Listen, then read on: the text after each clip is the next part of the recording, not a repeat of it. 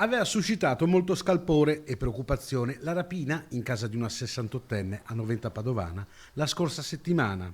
I modi aggressivi dei rapinatori, che avevano immobilizzato la donna alla poltrona con dello scotch portato da casa, avevano colpito l'opinione pubblica. Manuel Isidoris, di 38 anni, e Luca Borgato, di 48, già noti alle forze dell'ordine, sono stati fermati e portati alla casa circondariale di Rovigo dopo una veloce indagine da parte dei carabinieri. La conoscenza del territorio da parte dei carabinieri che quotidianamente svolgono un servizio e la raccolta di quelle informazioni in questo caso è stata fondamentale, perché dalla conoscenza del soggetto e quindi poi l'approfondimento di questa conoscenza mediante gli ausili tecnici che abbiamo ci ha consentito di delineare in maniera quasi completa i due soggetti e la dinamica dell'evento sotto il coordinamento della Procura di Padova del dottor Roberti.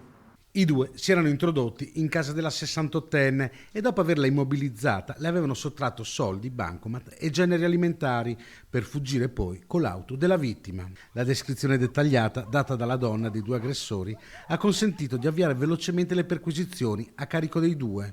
Perquisizioni che hanno quindi permesso di ritrovare parte della refurtiva, non le 6 teglie di pasta fresca però, che erano già state consumate.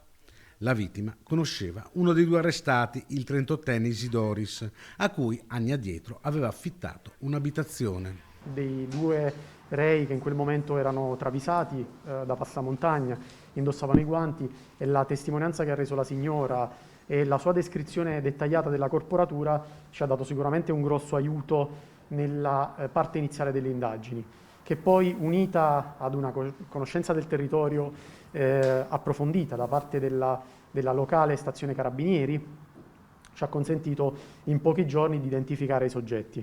Grazie alle perquisizioni, i militari dell'Arma hanno inoltre recuperato e restituito alla vittima anche la vettura rubata dal duo criminale, che era stata abbandonata in un parcheggio pubblico a Sant'Angelo di Piove di Sacco.